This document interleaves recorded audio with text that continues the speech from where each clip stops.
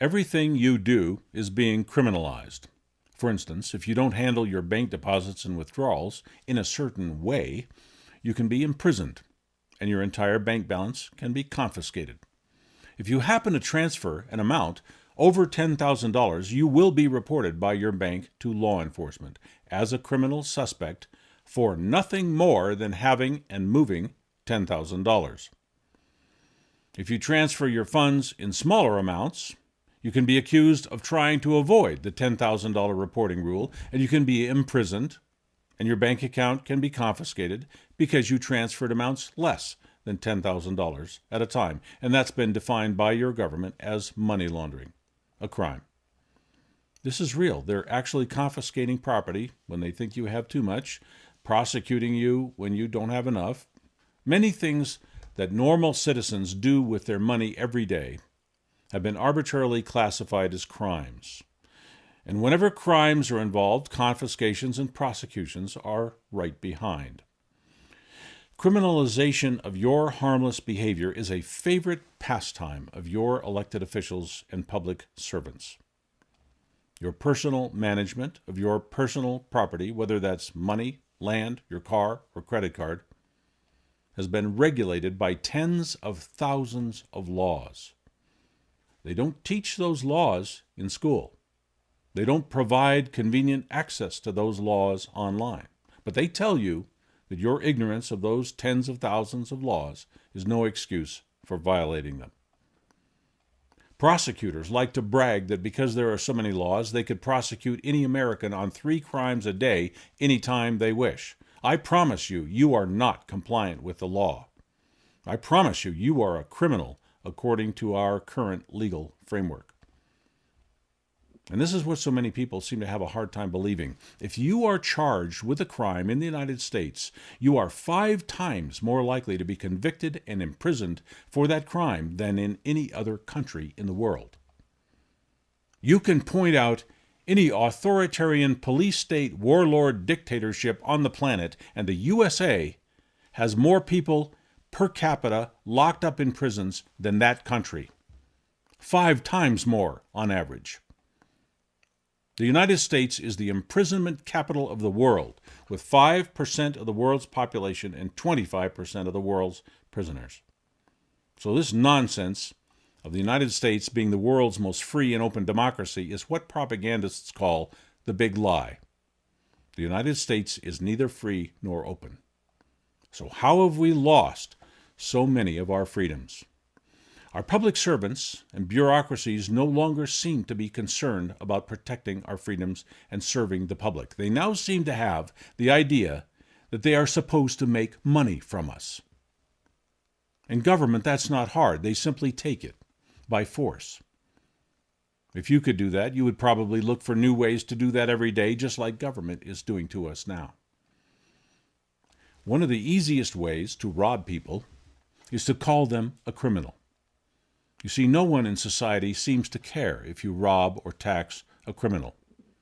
And when government calls you a criminal, everyone else just goes along with that. So government constantly and continually makes laws and regulations so they can call more people criminals and take more money from more people every time they criminalize more things. Penalty and confiscation revenues are now a major portion of most federal, state, and local government budgets. Permits, licenses, penalties, fines, fees, confiscations, and taxes are all the same thing to government. More for them, less for you. Of course, they'll pass some of this money back to you in petty benefits just to make sure you keep voting for this system. Whether you get government benefits or not, you are throwing a major portion of your income down the black hole called government, and they are constantly changing the rules to raise the ante. There is no limit to government greed. Institutions have no morality. Taking your money is good, not taking your money is bad. Without some very vigorous pushback, we will shortly have absolutely nothing left for ourselves out of what we earn. Millions of people are already at that stage. If you think someone is a criminal just because government calls them a criminal, you are part of the problem. That is no longer the case. If you think someone is a suspect just because government calls them a suspect, you are part of the problem.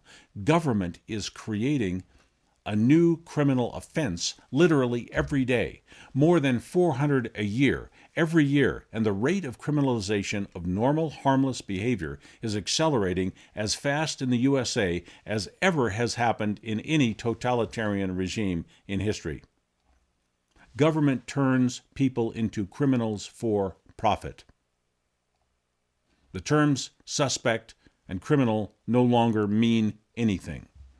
If we do not reject the classification of suspect being defined more and more broadly every day, you and your family, your friends, will be penalized, robbed, and imprisoned at a higher and higher rate by people who are doing so under color of authority, under the protection and force of the state, and under a profit motive, taking your livelihood out of pure greed and calling it legitimate government business. You cannot call the cops when the cops are robbing you. It is no good to write your congressman when your congressman is robbing you. And they love to brainwash us. They talk about paying our debt to society. The criminal does not have a debt to society or to government. The criminal only has a debt to his victim. When was the last time you heard of a court taking a fine and giving it to any victim? Judges actually put a portion of the fines they take into their own pension funds. Would you say they have a conflict of interest here? When a judge sees you walk into his courtroom, he cannot see you. He can only see dollar signs. If we are ever to have justice in this country, we are going to have to look at the concept of crime very differently. We are going to have to insist that in order for something to be truly criminal, there must be a victim filing a complaint or claim. There must be an injury, damage, or loss caused to a human being which requires remedy. If there is no injured party, there is no crime, and there is no criminal. I know that our laws, codes, and regulations say differently, but the moral and legal principle on which our country was founded, if you have not caused injury, if you have not harmed anyone, you are innocent, and you may not be penalized. No injury, no crime. No crime, no penalty. Media propaganda says we are all criminals, and we must be spied on, controlled, and penalized constantly so we will all behave ourselves, and chaos will not erupt spontaneously. Education, law, and government has trained us to think that any behavior is criminal if there's a law, code, or regulation calling it that. Calling something criminal does not make it criminal, just as calling something fruit juice does not make it fruit juice. In order for you to have a crime, you must have an injury and the intention on the part of the criminal to cause that injury or some evidence of negligence where the injury should have been prevented. Believe it or not, rolling through a stop sign is not a crime. Speeding itself is not a crime unless the speeding is the direct and only cause of an accident. Whether or not speeding causes the accident, the crime is not speeding. The crime is causing the accident. Sometimes you can avoid a collision by speeding. Speeding itself is not a crime. By telling us that speeding itself is a crime, government takes hundreds of millions of dollars from drivers every year, in most cases when no one was injured or damaged in any way. Sure, speeding is often hazardous, but the proper way to deal with that is to penalize people who cause an accident by speeding, not by penalizing speeding when there is no accident. Penalizing behavior for behavior's sake is simply a way to cast a huge net over society and penalize and rob millions of innocent people every day without providing any real deterrent or public benefit. It is pure theft and massive unjust government enrichment. Some countries have experimented with doing away with traffic laws altogether, and traffic accidents did not increase at all. What prevents accidents is good highway design, markings, signage, not highway pirates robbing you for your behavior. It's a simple human nature. It's stupidly obvious. People do not want to have collisions on the highway. We're going to try to avoid that, whether or not government is sending out squad cars of revenue collectors to nab us. If we're informed that texting and driving is a terrible hazard, we will adjust to that and try to keep from killing ourselves. We don't need laws, we simply need information. But just giving us information does not make government rich. Making government rich is the new and exciting fad that our government discovered for itself back about 30 seconds after government was created. The idea that society would be a chaotic, crime-infested hellhole unless you have police, government, and piles of laws is a ridiculous lie. The most peaceful civilizations in history were those that had no government, no laws, and no police. Most of us simply want to live in peace, and we do not need a police state to calm us all down. Yeah, we can be paranoid, we can fixate on all the dangers in life, we can allow a quasi-military assault force to make us all feel safer. By doing that, we are letting government pretend they can eliminate all problems in society by punishing and fining any behavior that they decide is risky or inappropriate. That is a major problem, because that means we can be punished for doing anything the government calls risky or suspicious. The government can take our money by telling us we are behaving badly. Government has turned that into a growth industry. There's no limit on what government can call bad behavior. There's no limit to the amount of money they want to take from us. This has become a major problem for society. In case you have not noticed, government is out of control, and you cannot manage your money freely without risking being put on some suspect list. This is a major defect in our civic structure. Our government can use its authority and monopoly on violence to enrich itself. We have been brainwashed into regarding everything government does as legitimate. It's no wonder they're taking our money.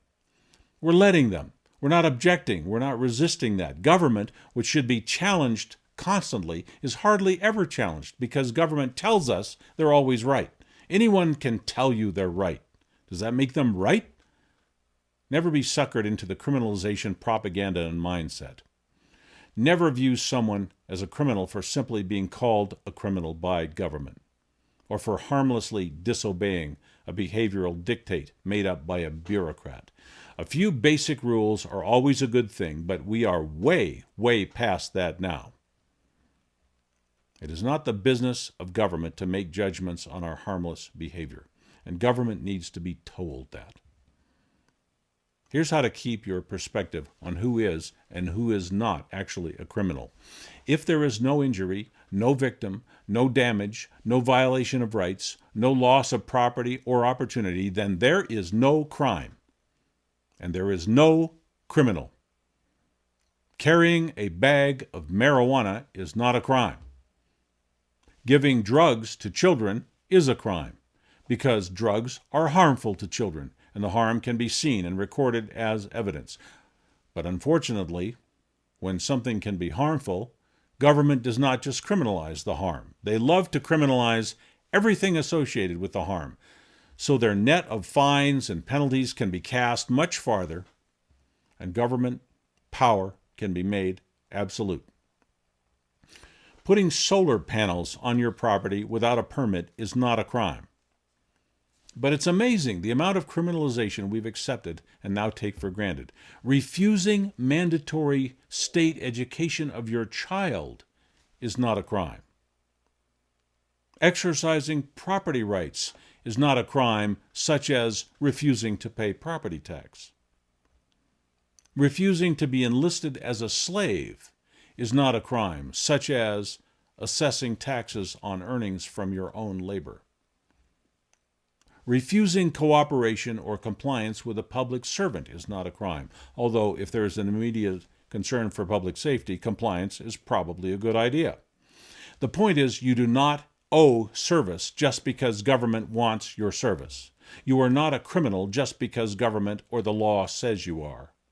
Government no longer operates on a moral foundation of right and wrong. Government now operates on a foundation of self-interest, self-protection, self-promotion, and senseless control of the public in completely excess and inappropriate ways. This may go against your view of how to make an orderly society. Nazi Germany was an orderly society. Order may be nothing more than evidence of tyranny. Order may be nothing more than the prohibitions on freedom, the elimination of rights, and the suppression of liberty. You are just as unsafe when things are too orderly as when they are disorderly. In fact, you are far more danger when the state is committing crimes against you than when we are all simply trying to get along on our own terms without state control. Civil forfeitures by law enforcement, the wealth that government outright steals from the public now exceeds all the money and property stolen by non-government thieves and criminals every year. Let that sink in. All the damage done by civilian property crimes in the nation is now exceeded by the damage done by supposedly legal civil forfeiture. Civil forfeiture is theft committed by the state, and all they had to do was pass one simple law saying that was okay. This is what happens when no one's questioning the legitimacy of government. We are no longer overseen by the limited and morality-bound government of the past. We are now overseen, ruled, you might say, by an enemy, a very hostile and powerful enemy who has targeted what we earn and what we have for seizure by any means possible. And when you are the government, everything is possible. They have openly declared war on us by civil forfeiture, by unlawful searches and seizures when we use air travel, by mass surveillance on all of our digital devices, by IRS theft without due process, by taxing the most basic right, the right to own property. Government has declared you are nothing to government but a place from which to steal money. How safe will you feel when the police find a reason to suspect your car was used in a crime and they seize your car in a traffic stop? It happens every day, and no one's even charged with a crime. They just take somebody's car. What would you think if that happened to your neighbor? We can turn against people we know just because government tells us to do so. Your neighbors, family, and friends, and even strangers on the street are not criminals unless they have intentionally caused injury, damage, or loss to another human being. They are not criminals just because a corrupt and greedy government calls them criminals. True criminals are a very rare thing. If there's no injury, damage, loss, or violation of rights, then there is no crime, no criminal, and no legitimate authority by the state to penalize, fine, tax, license, certify, obstruct, or prohibit anything. You are not made safer by allowing your government to punish everything in sight. We must learn to protect ourselves for a change, and tell the government to stay out of our affairs. Only when we are all recognizing the dangers of statism and authoritarianism and demand that our government stay inside a small and well-defined box can we stop and reverse the very obvious current trends towards state tyranny, control, and the wholesale impoverishment of society. Our government has now admitted that it conducts unlawful mass surveillance on every American. But our government does not prosecute itself for its crimes. Crimes committed by government are utterly without deterrent. When they are exposed as criminals, they don't even stop committing the crimes. Tell me this is not out of control. Through your credit cards, your smartphone, your household electric meter, on nearly everything you do, government is collecting, a high-resolution diary of your minute-to-minute life from the day you are born to the day you die. All they have to do is look at what you are doing and call it a crime, and you are then owned, controlled, robbed, and persecuted by an out-of-control state apparatus full of amoral bureaucrats who simply want to take your stuff. Like magic, government can criminalize anything we do, but we must shove that magic genie back in the bottle. We must demand more affordable government, more ethical government, less authorized government, less government overall, and we must replace it with government that is more interested in providing service to us than enriching itself on us. We must make this a common theme in our daily activities. We must talk among ourselves to determine how we will accomplish this or attempt this. We have a lot of that work to do before we will ever get back to anything we can call a free country. Does this country belong to government or the people? We can clearly see that if we don't decide that ourselves and take some action on that decision, government decides that for us. And when they do that, we lose. Government will always take from us as much as we let them take. The only thing that will ever limit the size and greed of government is when we, you and I, all of us, stand up and say no more. If we don't start doing that soon, no more is exactly what we will have left.